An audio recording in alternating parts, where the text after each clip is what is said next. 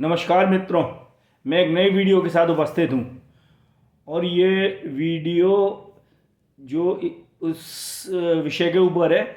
World bank ने एक report निकाली है कि 2020 से लेके 2025 जो मुख्य अर्थव्यवस्थाएं हैं उनने कितनी प्रगति करी है। तो मैं इस वीडियो में केवल 3 अर्थव्यवस्थाओं के बारे में बात करूँगा, एक यूएस, एक चाइना और तीसरा इंडिया। तो इस रिपोर्ट के अनुसार जो भारत ने सन 2020 से 2025 के बीच में ग्रोथ करी है वो 62% करी है इन डॉलर टर्म्स। भारत की जो इकोनॉमी थी जो 2.7 ट्रिलियन थी 2020 में, वो 2025 में बढ़ के 4.3 ट्रिलियन हो जाएगी। तो ये करीब 62% का ग्रोथ दिखाता है। दूसरे नंबर पे यूएस। तो यूएस का जो ग्रोथ रेट है वो इन 5 सालों में 40% है डॉलर टर्म्स में। जो सन 2020 में उनकी इकोनॉमी करीब 20 ट्रिलियन थी, अब वो बढ़ के 30 ट्रिलियन हो गई है। और तीसरे नंबर पे चाइना, उसका यूएस डॉलर टर्म्स में ग्रोथ रेट है 2000 से लेके 2025 के बीच में। 2020 में वो 14.9 ट्रिलियन के थे और 2025 में वो बढ़ के करीब 19.9 ट्रिलियन हो गए हैं। तो देखिए, जो इसमें सब में महत्वपूर्ण बात है कि भारत सबसे तेजी से बढ़ने वाली मुख्य अर्थव्यवस्था है, मेजर अर्थव्यवस्था है संसार में। और एक इस रिपोर्ट का जो महत्वपूर्ण मायने है कि पहले कहा जा रहा था कि हो सकता है चीन यूएस को पीछे छोड़ दे, तो वो अब संभावना करीब करीब ख़त्म हो गई है। चीन ग्रोथ रेट में पिछड़ता जा रहा है। ये जो ग्रोथ रेट हो रही है, बात हो रही है यूएस डॉलर टर्म्स में। और जो इंडिया की भी बात है वो सब डॉलर टर्म्स में है। तो असल में रूपी टर्म्स में है तो इंडिया ने और ज़्यादा ग्रोथ करी है। रूपी टर्म्स में करीब करीब इंडिया ने ग्रोथ करी है 90%, परंतु रूपी डेप्रिशिएट होता है तो वो बची है 62%। ठीक है, तो एक तो ये मिथ दूर हो गया कि चाइना यूएस को पीछे छोड़ देगा। दूसरी एक जो महत्वपूर्ण बात निकल के आती है, 2020 में जो चाइना की इकोनॉमी थी वो भारत से करीब 5.5 गुनी बढ़ी थी, जो 2025 में घट के बची है करीब 4.5 गुनी। तो हमने इस फ्रंट पर भी बहुत प्रोग्रेस करी है। और देखिए, मैं आपको आज एक बात और बता दूं, संसार के सारे देशों में इस समय संकट है इंडिया को छोड़ के। और आने वाले समय में जहाँ तक ग्रोथ का सवाल है, ये संकट और गहराएगा। ये संकट क्यों गहराएगा? मैं देखिए 5 प्रांतों की बात करूँगा, 5 रीजन्स की बात करूँगा, ख़ास तौर से जो मुख्य हैं, जो ग्रोथ के कंट्रीब्यूट करते हैं, उन चारों में बड़ा संकट चल रहा है या आने वाला है। एक चाइना समझ लीजिए, दूसरा यूएस समझ लीजिए, तीसरा यूरोप समझ लीजिए और चौथा ये middle east, oil producing countries और ऑयल एक्सपोर्टिंग कंट्रीज। तो देखिए, यूएस का क्या है कि यूएस अब टैरिफ्स वगैरह लगा रहा है सारे देशों पर, और तो क्या होगा, सारे देश उस पर भी टैरिफ्स लगाएंगे। तो एक तो यूएस का एक्सपोर्ट कम हो जाएगा। दूसरे क्या होगा, जो विदेश से माल आता है वो महंगा आएगा, और दूसरे यूएस में बनना चालू होगा वो भी माल महंगा होगा। जैसे बहुत सी चीज़ जो इंडिया में बनती हैं, जैसे मान लीजिए ये ऑटोमोबाइल के कंपोनेंट्स हैं या जेनरिक दवाइयाँ हैं, ये अगर यूएस में बनाई जाएँ तो वो जेनरिक दवाइयाँ करीब 3 गुनी महंगी पड़ेंगी। जो आईफोन्स और चाइना और इंडिया में बनते हैं, ये यूएस में बनाए जाएँ तो दुगने महंगे पड़ेंगे। ठीक है, तो अब वहाँ पर महंगाई बढ़ेगी, ब्याज दरें बढ़ेंगी, और इन दोनों के कॉम्बिनेशन से आने वाले समय में ग्रोथ स्लो होगी। ठीक है, अब चाइना की बात करते हैं। वैसे मैं इन सारे देशों पे अलग अलग वीडियो बनाऊंगा कि इनकी भविष्य की क्या संभावनाएं हैं। भविष्य में मतलब आने वाले 2, 4, 5, 7 साल इनका क्या रहने वाला है। देखिए, चाइना की है, चाइना भी एक बहुत बड़े संकट में घिरता नज़र आ रहा है। उसकी ग्रोथ रेट है करीब लगातार सन 2010 से लगातार गिर रही है। एक समय उसकी करीब 10-11 में ग्रोथ रेट थी 14%, जो अब घट के 5% रह गई है, और ये हर साल इसमें गिरावट आ रही है। इसके 2-3 मुख्य कारण हैं, जो भी मैं संक्षेप में बता देता हूँ। बाद में एक मैं मुख्य वीडियो बनाऊंगा कि चाइना बहुत बड़े संकट में जाने वाला है, वो क्यों जाने वाला है।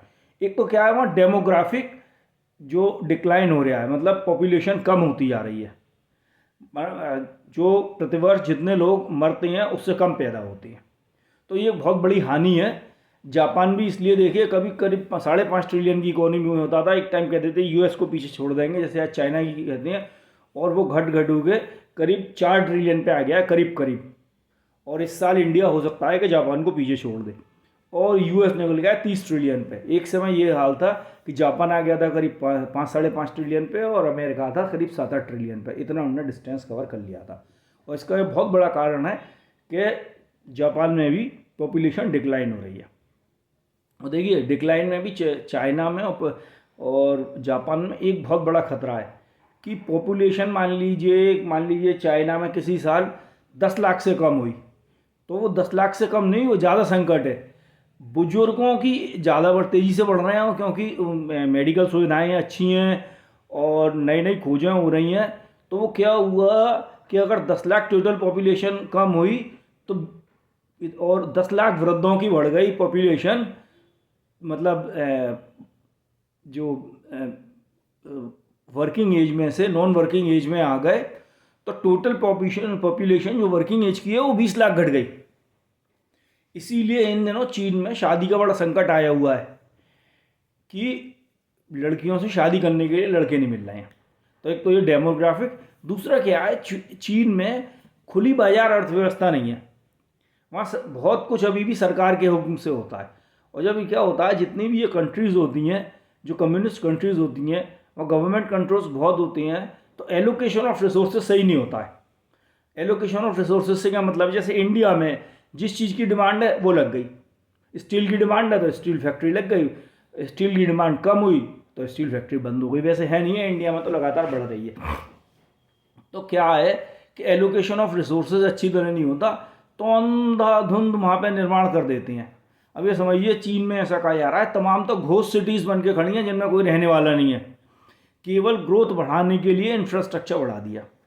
अब इसके क्या हो रहा है, बड़े संकट आ रहे हैं, बैंकों के ऊपर संकट आ रहे हैं, रियल एस्टेट कंपनियां उनके ऊपर संकट आ रहे हैं, क्योंकि ग्राहक है ही नहीं है, रियल एस्टेट स्लो हो रहा है, चाइना की ग्रोथ रेट स्लो हो रही है, तो ये सारे संकट आ रहे हैं। दूसरा है कि जो ये प्लानिंग, तीसरा क्या है, चाइना का जो रियल एस्टेट है उसका इकोनॉमी में योगदान है करीब 30%, और वो रियल एस्टेट बुरी तरीके से डाउन है, और डाउन जाता ही जा रहा है, क्योंकि तो पॉपुलेशन कम हो रही है, वैसे ही डिमांड नहीं है, और दूसरे चाइना वाइना ये टैरिफ लगाने हैं, तो फैक्ट्रीज़ की भी उतना उत्पादन नहीं है।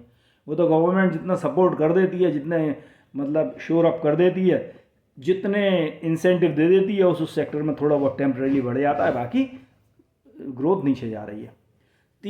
बाकी मैं आपको बताऊं कि मिडिल ईस्ट, यूरोप और अमेरिका, इनका क्या है, पहले मैं यूरोप और अमेरिका की बात करता हूँ। यूरोप का बुरा हाल है, जब से रशियन सस्ती गैस मिलती थी वो कटी है, अब उनके यहाँ ये समझ लिए करीब करीब स्टेगनेशन है। दूसरे क्या है कि यूरोप और अमेरिका का क्या रहा है कि इनकी जो करेंसीज़ हैं ये रिजर्व करेंसीज़ हैं। डॉलर तो बहुत ज़्यादा है, करीब 57% ऑफ द जो ट्रांजेक्शन्स होते हैं संसार में वो डॉलर में होती है। तो दुनिया भर के ये डॉलर यूरो इनको भर भर के रखती हैं।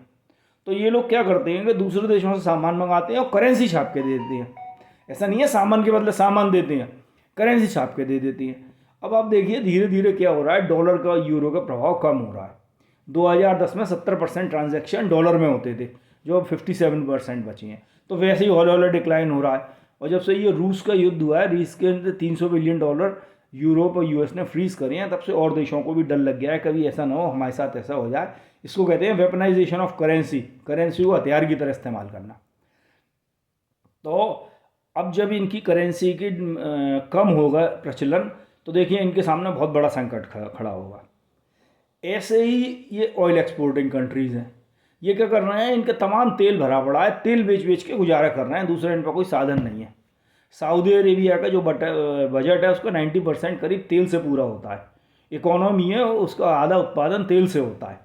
ऐसे ही तमाम देश हैं कमोवेश इसी स्थिति में, किसी का परसेंटेज थोड़ा कम है, किसी का परसेंटेज ज़्यादा है। अब आप ये देखिए, दावे से लिख लीजिए कि 2032-2035 तक ये जितनी भी गाड़ियाँ डीजल पेट्रोल से चलती हैं, सड़क पर चलती हैं, कम से कम वो तो ख़त्म हो जाएंगी। एरोप्लेन वगैरह भी हैं, वो हो सकता है हाइड्रोजन पे आ जाएं, और शिप्स वगैरह भी हाइड्रोजन वगैरह पे आ जाएं। तो आप देखिए कि बहुत बड़ा झटका लगेगा। ये कहाँ से एक्सपोर्ट करेंगे जब डिमांड ही नहीं होगी, और कैसे इन देशों का संचालन होगा, यह आने वाले समय में बहुत बड़ा खतरा है। तो एकमात्र देश बचता है इंडिया, जिससे कि हम आशा कर सकते हैं कि वो आने वाले, यहाँ पे कोई ऐसा इशू नहीं है, धड़ाधड़ फैक्ट्रीज लग रही हैं, मेक इन इंडिया बहुत सक्सेसफुल हुआ है, मोबाइल फ़ोन्स का बहुत तेज़ी से एक्सपोर्ट बढ़ा है, डिफेंस का एक्सपोर्ट बहुत तेज़ी से बढ़ा है, और टेक्सटाइल्स का बहुत बढ़ रहा है। इसमें वो बड़ा फैक्टर बांग्लादेश की भी, मतलब टेक्सटाइल कंपनीज़ का बहुत पिटना है, बंद होना है राजनीतिक स्तर तक, और वैसे बहुत तेज़ी से बढ़ रहा है, और सरकार नए नए प्रोत्साहन दे रही है नए नए क्षेत्रों में। पर ये है कि भारत को और तेज़ी से ग्रो होने के लिए, और देखिए मैं आपको पूर्ण विश्वास से बता सकता हूँ कि आने वाले 20 साल में इंडिया की जो इकोनॉमी है वो चाइना से बड़ी होगी, क्योंकि चाइना जा रहा है जापान की राह पे, लॉन्ग टर्म डिक्लाइन या लॉन्ग टर्म स्टैग्नेशन में। तो कुछ चीज़ों पे भारतीय सरकार को ध्यान देना होगा, जैसे जुडिशरी। टोटल मिला के भारत में 5 करोड़ मामले तो जुडिशरी में लंबित हैं, और करीब इतने ही ये उस पर लंबित हैं जो प्रशासन में, तहसीलदार के पास, एडीएम के पास, इन सब के पास 10 करोड़ केसेस लंबित हैं। और अभी मैं देख रहा था data, national judicial data grid है, उस पर भी क्या दिखा रहे थे कि पिछले महीने 17 लाख केस तो इंस्टीट्यूट हुए हैं सिविल और क्रिमिनल मिला के, और 13 लाख का डिस्पोजल हुआ है। मतलब इस हर महीने 4 लाख बढ़े तो पूरे साल में 50 लाख नए केस तैयार हो जाएंगे। तो जुडिशरी की हालत बहुत बुरी है। ये जुडिशरी का हाल बदलना सही है कि केसेस का लोड कम हो। इसके बताऊंगा क्या क्या करना चाहिए। वैसे सरकार के पास सब कुछ है, उसके बाद कमिटीज़ बनाई हुई हैं, रिपोर्ट है, सब कुछ है, सरकार जानती है। दर्शकों की जानकारी के लिए मैं बताऊंगा कि क्या करना चाहिए। दूसरा क्या है, भारत में ब्यूरोक्रेसी है, इसका बहुत दखल है, और इसका मैं नहीं समझता कि भारत की उन्नति में कोई पॉजिटिव रोल है। तो ब्यूरोक्रेसी में रीशफल होना चाहिए, टेक्नोक्रेट्स आने चाहिए, और लिटरल एंट्रीज होनी चाहिए, जो उस वर्ग के स्पेशलिस्ट हैं वो आने चाहिए, और बहुत एडमिनिस्ट्रेटिव रिफॉर्म्स अभी बहुत बड़े पैमाने पे होने चाहिए। तीसरा जो एक एरिया है वो है लेबर रिफॉर्म्स। 4 कोड बनाए हैं, इनको लागू करना बहुत ज़रूरी है। और चौथा जो रिफॉर्म्स का एरिया है वो है लैंड का।